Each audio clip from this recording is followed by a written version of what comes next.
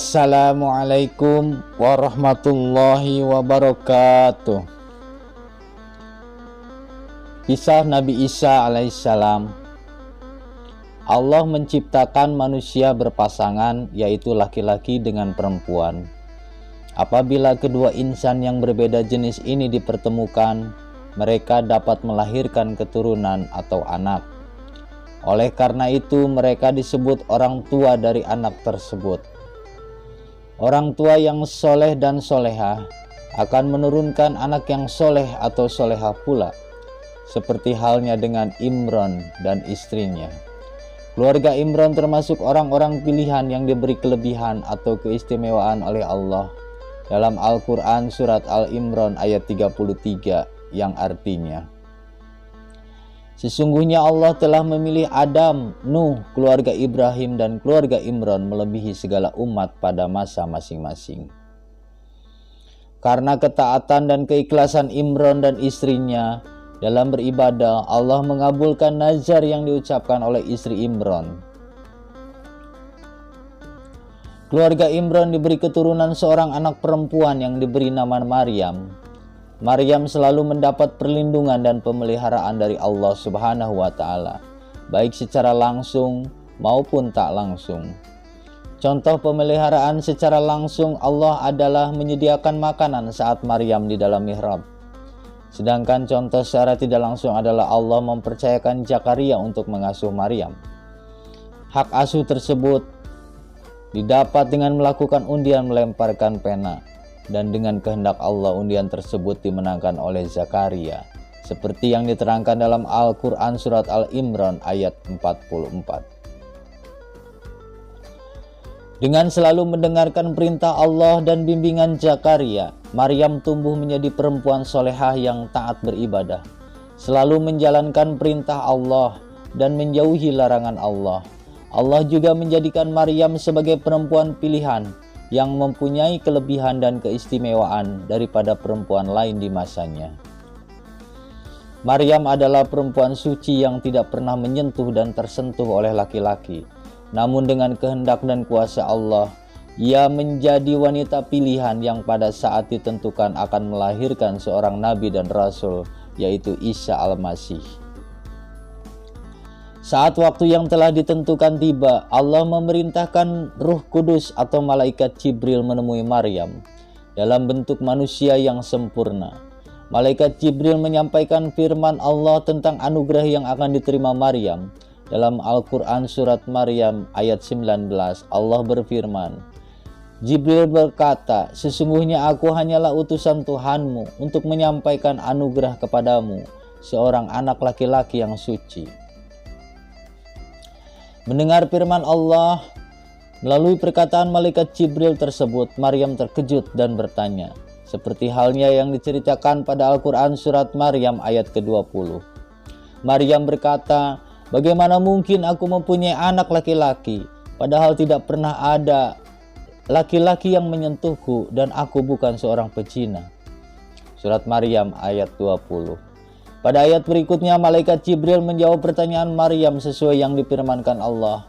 Jibril berkata, demikianlah Tuhanmu berfirman, hal itu mudah bagiku, dan agar kami menjadikannya suatu tanda atau kebesaran Allah bagi manusia dan sebagai rahmat dari kami, dan hal itu adalah suatu urusan yang sudah diputuskan. Surat Maryam ayat 21.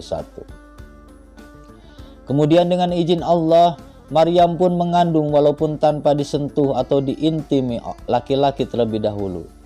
Untuk melindungi dirinya dan benih yang ia kandung dari kaumnya, Maryam mengasingkan diri menuju suatu tempat di sebelah timur Baitul Maqdis. Hari berganti hari, minggu berganti minggu, dan bulan berganti bulan. Kandungan Maryam semakin besar. Saat hari kelahiran putranya tiba, ia keluar dari tempat pengasingan dan bersandar pada pohon kurma.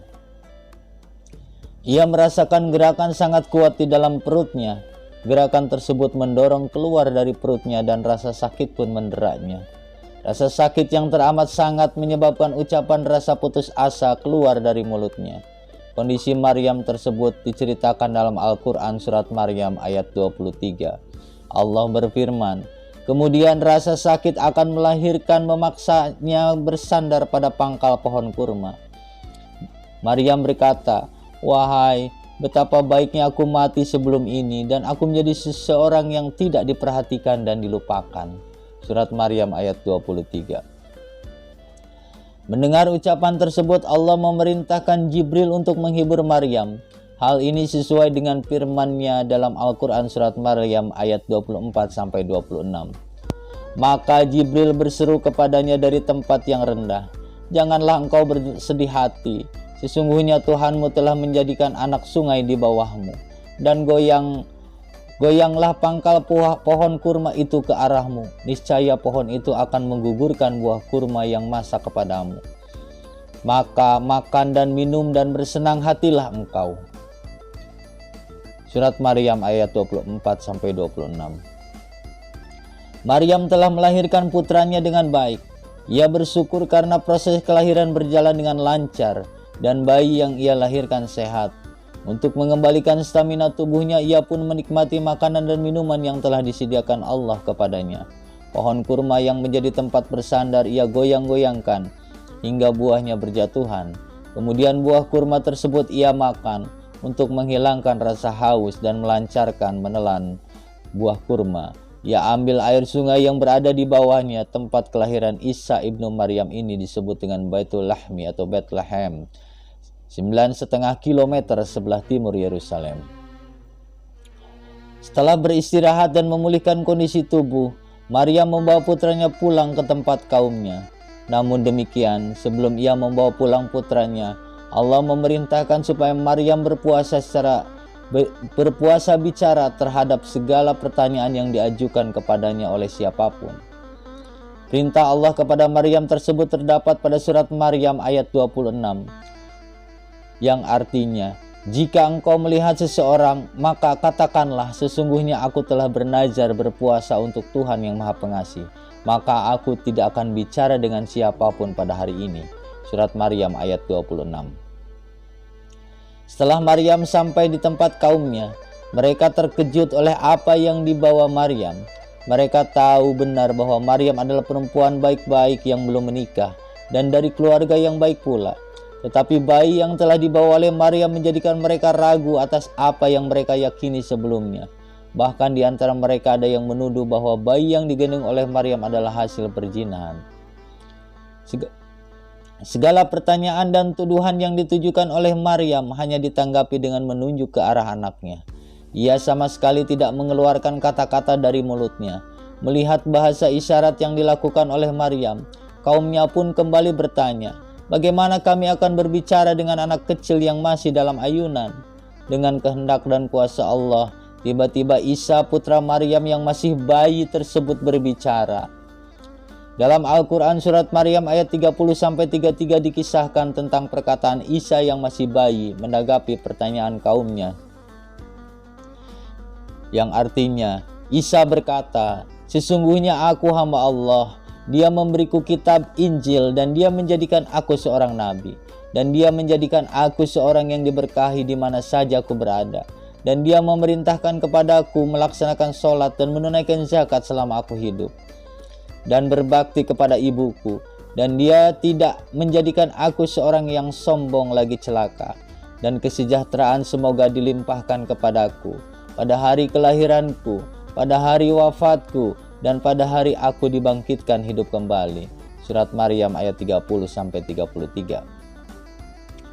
Melihat Isa yang masih bayi dapat berbicara, kaumnya terkejut dan kagum karena baru pertama kali mereka melihat langsung ada bayi yang dapat berbicara. Segala anggapan dan tuduhan terhadap Maryam ibu Isa mulai pudar. Mereka bahkan kembali yakin bahwa Maryam memang perempuan pilihan yang suci, tidak pernah disentuh dan menyentuh laki-laki. Kaumnya juga yakin bahwa perkataan Isa yang masih bayi merupakan firman Tuhan sebagai petunjuk.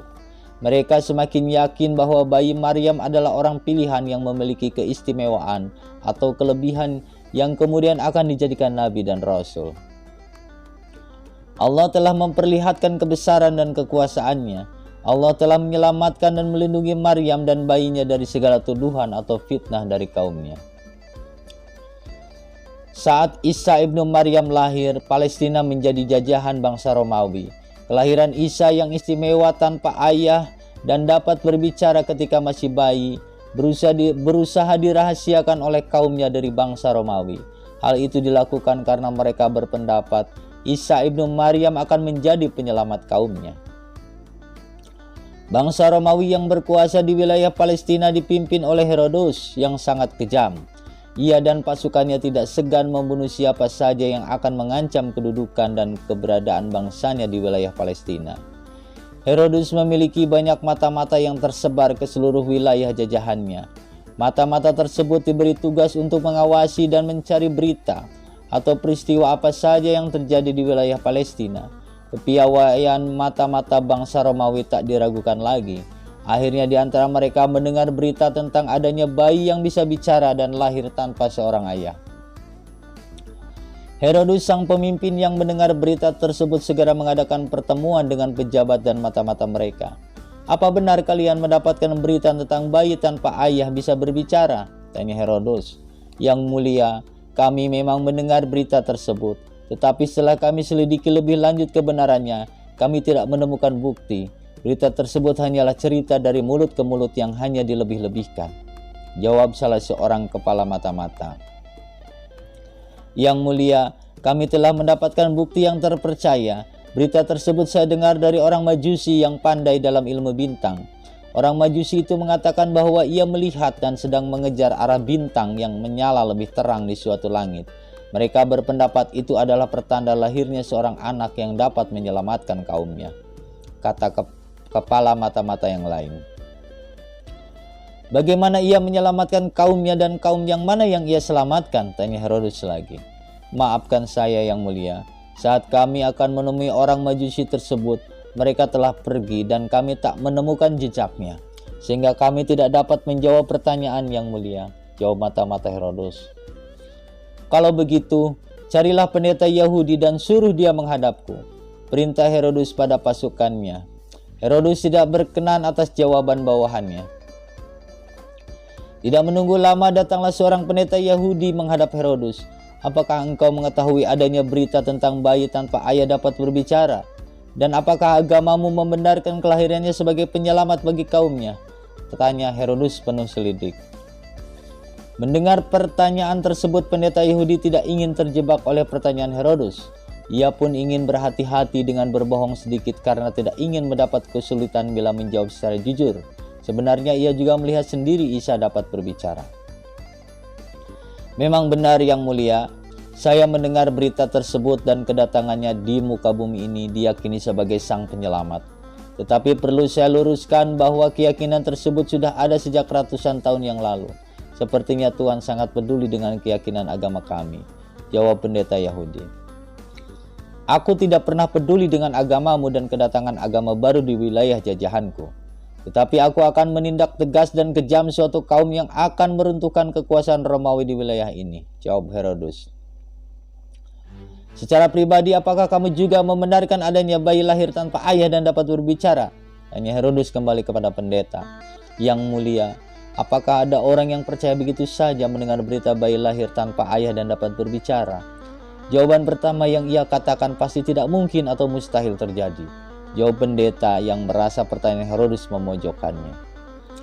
Herodes membenarkan jawaban sang pendeta. Namun demikian ia merasa pendeta Yahudi itu berbohong dan menyimpan suatu rahasia. "Baiklah, pertanyaanku sudah kau jawab dan kau boleh kembali ke tempat tinggalmu," kata Herodes. "Siapa sebenarnya orang Majusi yang ahli bintang itu dan mengapa ia hilang begitu saja? Apakah sang penyelamat yang mereka sebut akan meruntuhkan kekuasaanku dan kekuasaan Romawi di wilayah ini?" pikir Herodes. Setelah berpikir, Herodes segera memerintahkan semua pasukannya menangkap orang-orang yang dianggap mengetahui berita tersebut. Dan yang lebih keji lagi, Herodes memerintahkan menangkap wanita perawan dan membunuh semua bayi yang lahir saat adanya pertanda bintang terang. Sementara itu di tempat lain, Maryam dan Isa kedatangan orang asing. Ia memberitahu Maryam dan putranya bahwa Herodes pemimpin Romawi di wilayah Palestina akan menangkap wanita dan anaknya yang dapat berbicara saat ia masih bayi. Orang asing itu juga menganjurkan Maryam dan putranya pergi menuju ke Mesir. Kemudian Maryam dan putranya segera meninggalkan kampungnya, walau mereka tak tahu sama sekali arah jalan menuju Mesir. Kebetulan di tengah perjalanan mereka bertemu dengan kafilah yang menuju ke Mesir. Maka Maryam dan Isa mengikuti langkah para kafilah tersebut. Di Mesir, Maryam dan Isa hidup tenang jauh dari kejaran orang-orang bangsa Romawi. Ia menjalani masa kecil hingga remaja di sana. Ia menjadi remaja yang pandai, cerdik, berani, tegas dalam membela kebenaran, dan tidak pernah tunduk terhadap kebatilan. Dalam kesehariannya, Isa juga melakukan aktivitas belajar menulis, membaca, dan mempelajari kitab-kitab Tuhan sebelumnya. Pada suatu ketika, Maryam bertemu kembali dengan orang asing yang pernah menganjurkannya pergi ke Mesir. Kini ia memberitahu Maryam untuk pulang ke kampungnya karena Herodus sang pemimpin bangsa Romawi telah wafat. Mendengar informasi tersebut, Maryam dan Isa sangat gembira. Kemudian mereka segera meninggalkan Mesir pulang menuju kampung halamannya. Maryam dan Isa hidup di daerah Nazaret. Daerah ini pula yang akan menjadi ide pemberian nama bagi pengikut Isa, yaitu kaum Nasrani. Isa ibnu Maryam telah tumbuh dewasa. Ia ingin mengetahui keberadaan atau keadaan kaum yang hidup di sekelilingnya. Isa mulai sering berjalan dan mengunjungi kampung kaumnya. Banyak kejadian yang ia lihat dan bertentangan dengan ajaran kitab-kitab Tuhan yang pernah ia pelajari. Kaum Yahudi dan Bani Israel telah melakukan penyimpangan demi penyimpangan, jauh dari syariat kitab-kitab Tuhan sebelumnya. Mereka mencampur adukan ajaran Tuhan dengan tradisi, bahkan menambahi hingga mengalami penyimpangan yang mengakibatkan kesesatan. Namun kaum itu tidak merasa telah melakukan kesesatan, karena apa yang telah mereka lakukan dibenarkan oleh pemuka agama dan pemuka kaum mereka. Beberapa contoh penyimpangan terhadap ajaran kitab-kitab Tuhan sebelumnya adalah sebagai berikut. Penyimpangan penghormatan hari Sabtu. Kaum Bani Israel sangat menghormati hari Sabtu, karena Nabi Musa yang diutus oleh Allah telah mengajarkan untuk melakukan ibadah secara khusyuk pada hari tersebut. Ajaran tersebut juga telah diketahui oleh Isa putra Maryam, tetapi pelaksanaan penghormatan yang dilakukan berupa ibadah kepada Allah telah berubah jauh sekali. Penghormatan hari Sabtu benar-benar dilakukan secara fokus. Semua kaum melakukan apa yang diajarkan oleh para pemuka agama yang dianggap mengetahui dan memahami penghormatan tersebut. Apabila mereka dapat melakukan secara sempurna, maka kebanggaan tersendiri bagi dirinya dan keluarganya. Terlalu fokus atau konsentrasi terhadap penghormatan hari Sabtu. Mereka melakukan hal-hal yang berlebihan dalam merugikan diri mereka sendiri. Contoh dari hal yang berlebihan dan merugikan mereka sendiri adalah mereka tidak melakukan aktivitas kehidupan selama hari tersebut. Dan apabila diserang oleh musuh pun mereka tidak peduli dengan serangan itu, hingga kekalahan mereka terima tanpa ada balasan. Mereka tidak boleh menyalakan api, baik untuk memasak, penerangan, atau melindungi diri dari hawa dingin. Mereka tidak boleh memetik buah di pohon, serta dilarang bagi seorang wanita membuat adonan roti. Di lain pihak, para pemuka agama menambahi larangan-larangan tersebut demi kepentingan mereka sendiri, supaya kaumnya tidak mengetahui apa yang sebenarnya ia lakukan pada hari Sabtu tersebut. Contohnya ada di antara pemuka tersebut yang melanggar syariat untuk memenuhi kepentingan mereka sendiri jauh di tempat lain. Hal ini dilakukan dengan memanfaatkan kesempatan dari hukum yang dibuat atau ditambahi, yaitu dengan melarang kaumnya bepergian di hari Sabtu. Saat kaumnya berada di tempat tinggal masing-masing, pemuka agama ini malah pergi jauh dari kaumnya untuk memenuhi keinginan dan ambisinya. Yang kedua, penyimpangan menginfaki orang tua. Ajaran Nabi Musa memerintahkan seorang anak jika sudah dewasa harus menginfaki orang tuanya yang sudah lanjut usia. Di lingkungan kaum Yahudi, pemuka agama membuat syariat atau hukum yang memberi kesempatan seorang anak meninggalkan tanggung jawabnya menginfaki orang tuanya. Contohnya, seorang anak dapat mewakafkan hartanya ke tempat haikal, yaitu tempat orang Yahudi sembahyang. Hal ini dianjurkan saat anak tersebut sudah waktunya memberikan infak kepada orang tuanya yang sudah lanjut usia. Saat orang tuanya sudah putus asa dan tidak menuntut infak dari anaknya, maka pendeta tersebut memperbolehkan anak tersebut mengambil kembali hartanya. Ia dapat mengambil hartanya dengan perjanjian bahwa bagian tertentu dari hartanya diberikan kepada pemuka agama tersebut. Yang ketiga, sikap mengagungkan harta benda. Isa putra Maryam tidak menyangka bahwa kaum yang ia lihat sangat mengagungkan harta benda, baik rakyat maupun pemuka agama atau pendeta, tampak tak mau kalah atau berlomba-lomba untuk memiliki atau memakai hartanya di depan banyak orang. Mereka akan merasa kagum dan bangga terhadap diri sendiri apabila memakai pakaian yang indah dan perhiasan emas yang banyak. Tidak hanya itu, saat Isa masuk ke dalam tempat sembahyang orang Yahudi, ia melihat tempat ibadah itu dipenuhi dengan sesuatu yang indah dan mahal dilapisi dengan emas. Pendeta atau pemuka agama sering membuat hukum tentang kurban yang menyimpang dari syariat yang telah ditentukan oleh ajaran Musa demi mendapatkan keuntungan dan kekayaan yang melimpah. Orang-orang kaya di antara kaumnya itu banyak yang tidak mau menafkahkan hartanya kepada mereka yang membutuhkan. Hal ini telah dipantau oleh Isa putra Maryam. Tampak sekali kesenjangan sosial di antara kaum tersebut. Yang kaya semakin kaya, yang miskin semakin miskin. Yang kaya menindas yang miskin dan yang miskin tak mampu membela diri. Kaum yang kaya beranggapan bahwa harta yang mereka miliki adalah jerih payah sendiri, sehingga untuk apa mereka berikan kepada orang-orang yang tak mampu di sekelilingnya. Mengetahui kondisi kaumnya dan ajaran-ajaran kitab-kitab Allah telah disalahartikan dan mengalami penyimpangan yang membuat mereka semakin jauh dari Allah. Maka Nabi Isa pun mulai menyendiri atau menjauhi keramaian. Hal itu dilakukan untuk membersihkan nurani atau mencari pencerahan jiwa. Salah satu tempat yang dikunjungi Isa dalam usaha menjauhi keramaian adalah Bukit Zaitun. Bukit Zaitun memang jarang dikunjungi oleh manusia. Namun saat Isa sudah berada di bukit itu, tiba-tiba datang seseorang menemuinya dan memintanya untuk merubah batu yang besar di depannya menjadi roti. Isa tidak mengabulkan permintaan. Kebesaran Tuhan hanya ada pada Allah, kata Isa. Orang tersebut terpukau dan yakin oleh keteguhan hati Isa. Orang asing itu tidak lagi mengucapkan kata-kata dan permintaan, kemudian pergi menghilang begitu saja tanpa jejak. Isa menyadari bahwa dirinya telah digoda dan berusaha disesatkan oleh iblis. Setelah kejadian tersebut, Isa pun bersujud syukur karena dengan izin Allah telah selamat dari godaan iblis. Tidak lama kemudian, malaikat Jibril datang menemui Isa putra Maryam sambil membawa wahyu Allah untuk disampaikan kepadanya. Allah menjadikan Isa putra Maryam seorang nabi dan rasul. Dalam Al-Quran surat Maryam ayat 30 Allah berfirman, Isa berkata, "Sesungguhnya aku hamba Allah, Dia memberiku kitab Injil, dan Dia memberikan aku seorang nabi." Kemudian dalam Al-Quran ayat lainnya yaitu surat Al-Hadid ayat 27 Allah berfirman, yang artinya, "Kemudian kami susulkan rasul-rasul kami mengikuti jejak mereka, dan kami susulkan pula Isa putra Maryam, dan kami berikan Injil kepadanya, dan kami jadikan rasa santun dan kasih sayang dalam hati orang-orang yang mengikutinya." Perintah menjadi Rasul dan Nabi Allah tepat saat Isa putra Maryam berusia 30 tahun. Setelah memperoleh wahyu Allah, Nabi Isa kembali ke kaumnya untuk menyampaikan apa yang telah disampaikan Allah kepadanya. Nabi Isa mulai berjuang menyampaikan wahyu Allah kepada kaum Bani Israel atau Yahudi. Perjuangan Nabi Isa dalam berdakwah dilakukan dengan beberapa cara, di antaranya sebagai berikut.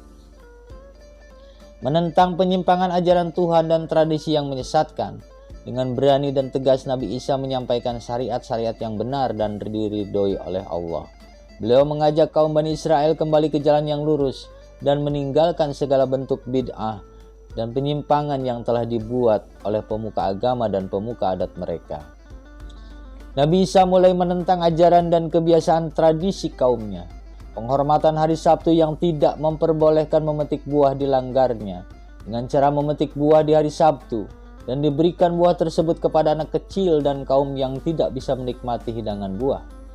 Nabi Isa juga tetap menyalakan api ketika hari Sabtu untuk menghangatkan tubuh para orang tua yang sudah lanjut usia hingga mereka merasa hangat walaupun hawa sangat dingin.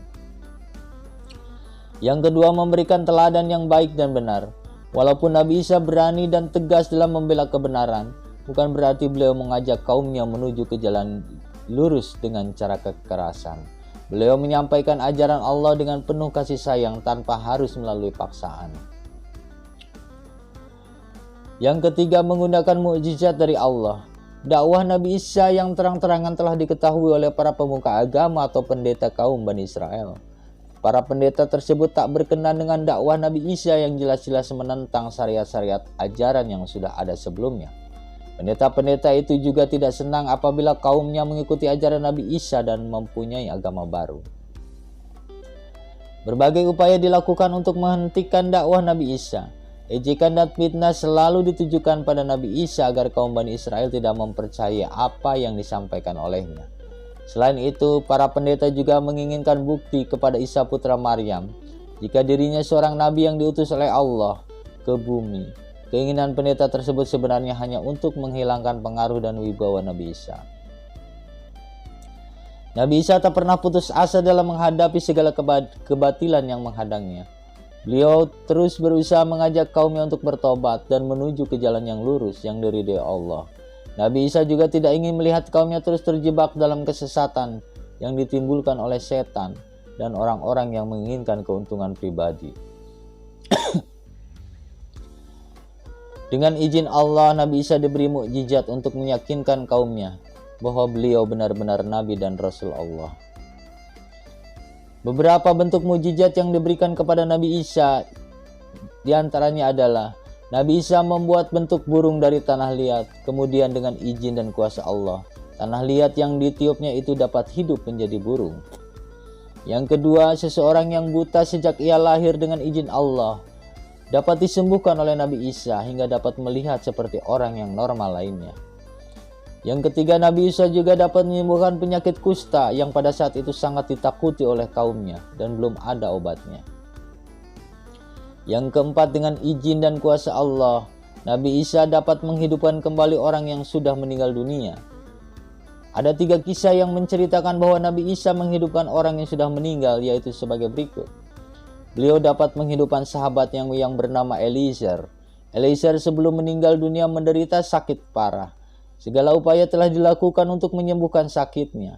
Salah satu usahanya adalah saudara perempuan Eliezer mengutus temannya yang menemui Nabi Isa alaihissalam. Nabi Isa dan utusan tersebut segera berangkat menuju rumah Eliezer yang berjarak 3 hari dari tempat tinggal Nabi Isa. Sesampainya di sana, Eliezer telah meninggal dan sudah dikubur. Nabi Isa alaihissalam meminta saudara perempuannya untuk mengantar beliau ke tempat makam Eliezer. Setelah sampai di makam Eliezer, Nabi Isa berdoa kepada Allah dan memohon agar Eliezer dihidupkan kembali. Dengan izin dan kuasa Allah, Eliezer dapat hidup kembali. Bahkan Eliezer dapat hidup lama hingga mempunyai seorang istri dan anak. Nabi Uzair alaihissalam dihidupkan kembali atas tuntutan kaumnya. Kaumnya ingin mengetahui dan memastikan kenabian Isa dari seorang nabi pula. Makam Nabi Uzair yang berupa tumpukan batu berusaha dibuka oleh kaum tersebut, tetapi kuburan itu tidak dapat dibuka. Oleh Nabi Isa, kaumnya diperintahkan untuk memercikan air pemberian Nabi Isa ke makam Nabi Uzair. Dengan izin Allah, makam dapat dibuka dan jenazah Nabi Uzair dihidupkan kembali oleh Nabi Isa. "Wahai Uzair, siapakah laki-laki ini sebenarnya?" kata seorang kaum sambil menunjuk Nabi Isa. Tatkala Nabi Uzair bangun dari kematian, "Dia adalah seorang hamba dan Rasul Allah," jawab Nabi Uzair. Setelah mengatakan kalimat tersebut, Nabi Uzair meninggal dunia lagi dan dimakamkan kembali. Kisah yang ketiga menceritakan bahwa Nabi Isa dengan izin Allah dapat menghidupkan Ham bin Nuh. Hal ini dilakukan karena permintaan kaum Hawariyun yang menginginkan dihidupkannya seorang saksi di zaman Nabi Nuh yang dapat menceritakan kisah Nabi Nuh dan kapalnya. Nabi Isa membawa kaum Hawariyun ke suatu tempat. Kemudian beliau mengambil sebuah tulang tumit. "Tahukah kamu tumit siapakah ini?" kata Nabi Isa. "Hanya Allah dan utusannya yang mengetahui," jawab kaum Hawariyun. "Ini adalah tulang Ham bin Nuh," kata Nabi Isa kembali. Setelah berkata itu, Nabi Isa berdoa kepada Allah memohon agar Ham bin Nuh dihidupkan kembali. Tulang tumit tersebut dilempar ke gundukan tanah di mana tulang tumit itu ditemukan. Dengan izin dan kuasa Allah, tulang dan gundukan tanah tersebut menyatu membentuk seorang manusia. "Ceritakanlah tentang Nabi Nuh dan kapalnya," perintah Nabi Isa. Saat mendengar perintah tersebut, Ham bin Nuh yang telah dibangkitkan bercerita tentang Nabi Nuh dan kapalnya yang jelas. Setelah bercerita, jasad Ham bin Nuh melebur lagi menjadi tanah kembali seperti semula. Mujizat selanjutnya yaitu Nabi Isa diberi keistimewaan dapat melihat apa yang dimakan dan disimpan oleh kaumnya di dalam rumah. Panca indera Nabi Isa dapat melihat, mendengar, dan merasakan melebihi manusia normal. Kisah kelima mujizat Nabi Isa tersebut bisa dilihat dalam Al-Quran surat Al-Imran ayat 49. Beberapa mujizat Nabi Isa menjadikan mereka ada yang percaya dan ada pula yang menganggap Nabi Isa sebagai penyihir. Kaum Nabi Isa yang yakin akan ajaran Nabi Isa dan setia membantu beliau berdakwah disebut kaum Hawariyun. Dalam Al-Quran surat Al-Imran ayat 52 Allah berfirman, yang artinya, maka ketika Isa merasakan keingkaran mereka Bani Israel, dia berkata, siapakah yang akan menjadi penolongku untuk menegakkan agama Allah? Para Hawariyun, sahabat setianya menjawab, kamilah penolong agama Allah, kami beriman kepada Allah, dan saksikanlah bahwa kami adalah orang-orang muslim. Mujizat selanjutnya yaitu setelah melaksanakan perintah berpuasa selama 30 hari, kaum Hawariyun pengikut Nabi Isa yang setia memohon kepada Nabi Isa untuk diberi hidangan dari langit. Sebenarnya Nabi Isa tidak berkenan dengan keinginan mereka, karena apa yang mereka minta itu seakan-akan menguji kekuasaan Tuhan. Kaum Hawariyun tetap mendesak Nabi Isa. Mereka meminta hidangan tersebut hanya ingin mengetahui bila puasa mereka diterima. Kemudian demi untuk meningkatkan iman dari kaum Hawariyun, Nabi Isa berdoa kepada Allah memohon agar diberi rizki berupa hidangan yang datangnya dari langit. Allah mengabulkan permintaan Nabi Isa untuk kaum Hawariyun. Kisah mujizat ini terdapat dalam Al-Quran surat Al-Ma'idah ayat 112 sampai 115. Kaum Hawariyun sangat gembira dan bersyukur karena Allah mengabulkan keinginan mereka dan doa Nabi Isa. Hidangan yang diturunkan Allah, bawahnya beralaskan awan dan di atas ditutup dengan awan pula. Kemudian Nabi Isa membuka tutup awan tersebut dan mereka dipersilahkan untuk makan. Tatkala akan makan, salah satu dari kaum Hawariyun ada yang masih ingin melihat kekuasaan Allah lainnya. Maka dengan perantara Nabi Isa, ikan yang tersaji di hidangan tersebut dapat hidup kembali dan matanya berbinar-binar. Melihat hal tersebut, mereka justru menjadi takut makan hidangan yang telah disediakan. Nabi Isa kemudian mengembalikan ikan tersebut pada kondisi semula. Makanan yang telah tersedia tersebut akhirnya diberikan kepada semua kaum Bani Israel. Namun Allah berfirman supaya makanan tersebut untuk orang-orang yang miskin saja. Orang-orang yang kaya merasa dendam dan meragukan kenabian Isa. Keingkaran mereka ini membuat Allah marah. Dan orang-orang yang ingkar tersebut ada yang dijadikan berkepala kera dan ada yang berkepala babi. Mujizat-mujizat yang diperlihatkan Nabi Isa kepada umatnya merupakan keistimewaan yang tak diberikan kepada manusia lainnya. Mujizat hanya diturunkan sesuai dengan zamannya dan kondisi umat manusia pada waktu itu. Mujizat diperlukan tatkala suatu kaum benar-benar menginginkan bukti dan tidak patuh kepada ajaran Allah yang dibawa Nabi dan Rasul-Nya. Setiap Nabi dan Rasul akan selalu mendapatkan wahyu atau firman dari Allah tatkala diperintahkan untuk berdakwah. Kumpulan dari firman Allah yang diberikan kepada Nabi Isa disebut Injil. Kata Injil berasal dari bahasa Yunani yang berarti kabar gembira. Kemudian kata tersebut lewat bahasa Ethiopia, Wangel, masuk dalam bahasa Arab, Injil. Injil merupakan catatan kisah kehidupan, perkataan, perbuatan, dan tradisi di seputar kehidupan Nabi. Injil juga membenarkan Taurat sebagai kitab suci yang diturunkan oleh Allah kepada Musa, dan Al-Quran kitab suci yang diberikan kepada Nabi Muhammad SAW. Perkataan yang diucapkan oleh Nabi Isa dianggap firman Allah oleh para pengikutnya. Perkataan Nabi Isa merupakan dakwah yang disampaikan dengan cara damai. Namun cara tidak langsung perkataan beliau juga merupakan perang terhadap segala bentuk kebodohan, kemunafikan, kesyirikan, kejahatan, kelaliman, pamer, segala bentuk materialisme, dan penyelewengan. Perkataan beliau juga berisi berita-berita gembira, petunjuk, peringatan, perintah, dan larangan. Keberadaan pengikut Nabi Isa yang masih minoritas terus dipantau oleh para pemimpin dan pemuka agama kaum Yahudi. Dakwah Nabi Isa alaihissalam telah membawa perubahan sedikit demi sedikit, namun pasti. Beberapa kaum Bani Israel atau Yahudi mulai meyakini apa yang dibawa oleh beliau. Melihat kenyataan tersebut, Pemimpin dan pemuka agama kaum Yahudi menawarkan agar Isa menjadi raja untuk kaum Yahudi. Nabi Isa alaihissalam menganggap tawaran kaum Yahudi sebagai penawaran yang tak perlu ditanggapi. Hubungan pemuka agama kaum Yahudi dengan Nabi Isa alaihissalam semakin merenggang. Atas penolakan tersebut, kaum Yahudi merasa bahwa apa yang mereka lakukan selama ini, yaitu penyelewengan dan penambahan hukum-hukum agama terhadap ajaran Musa, telah diketahui oleh Nabi Isa alaihissalam.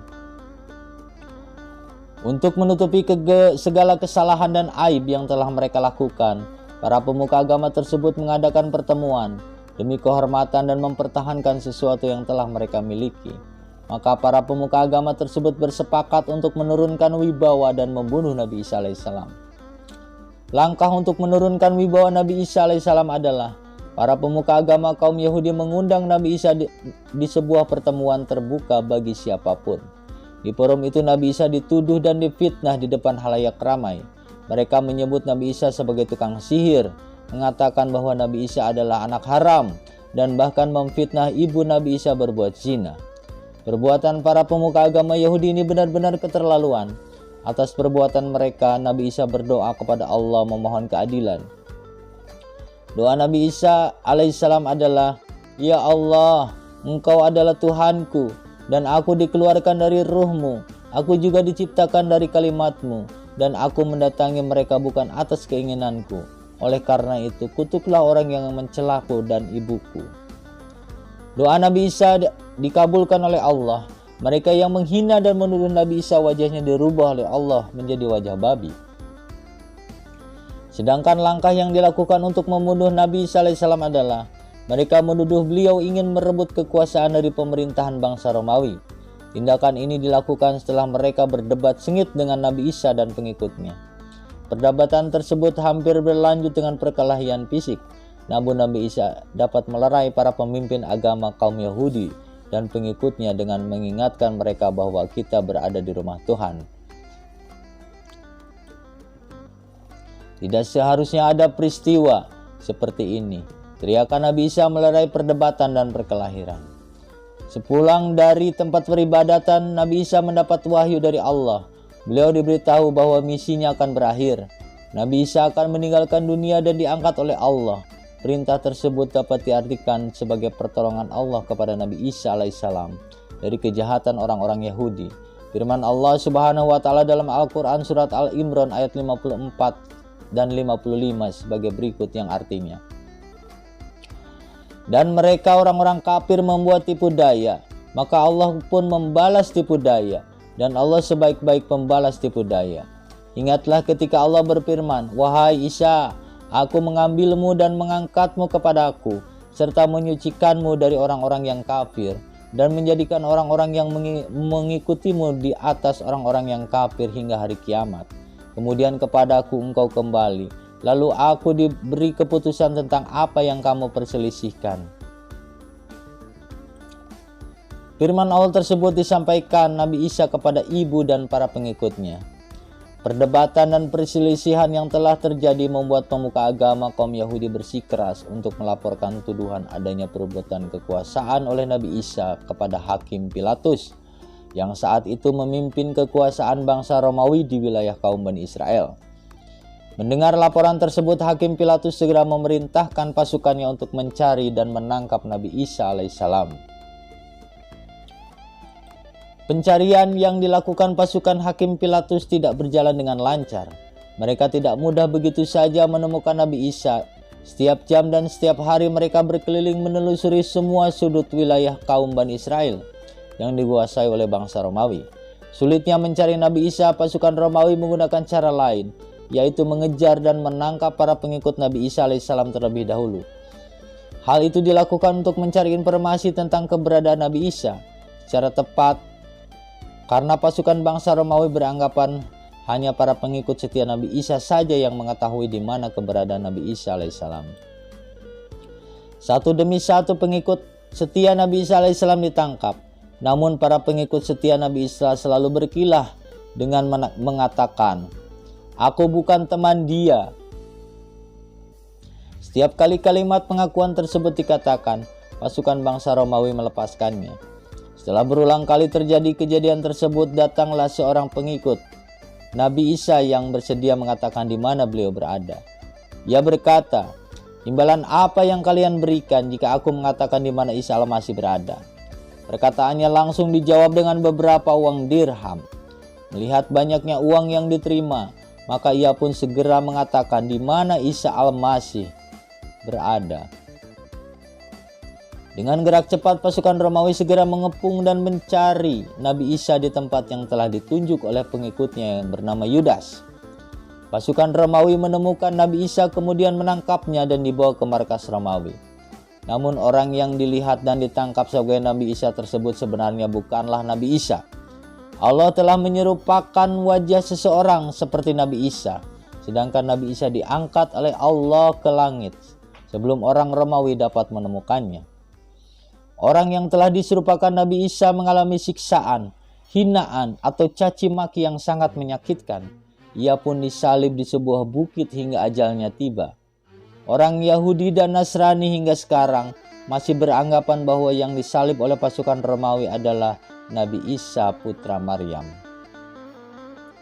Setelah Nabi Isa diangkat oleh Allah ke langit, pengikut Nabi Isa yang masih setia terus melakukan dakwah, menyebarkan ajarannya. Ajaran Nabi Isa telah mewujudkan agama baru yang disebut dengan Kristen, dan kaum yang memeluk agama Kristen disebut Nasrani.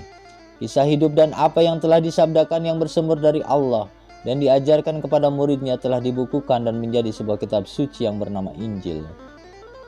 Pemeluk agama Kristen menjadikan kitab Injil sebagai pedoman hidup dalam beragama. Di dalam kitab suci Injil telah dijelaskan bahwa Isa adalah Nabi dan Rasulullah. Tetapi selama penyebaran agama Kristen telah terjadi kesalahan dalam memahami dan meyakini tentang Isa putra Maryam. Beberapa kesalahan yang diyakini oleh pemeluk agama Nasrani adalah: Isa adalah putra Tuhan.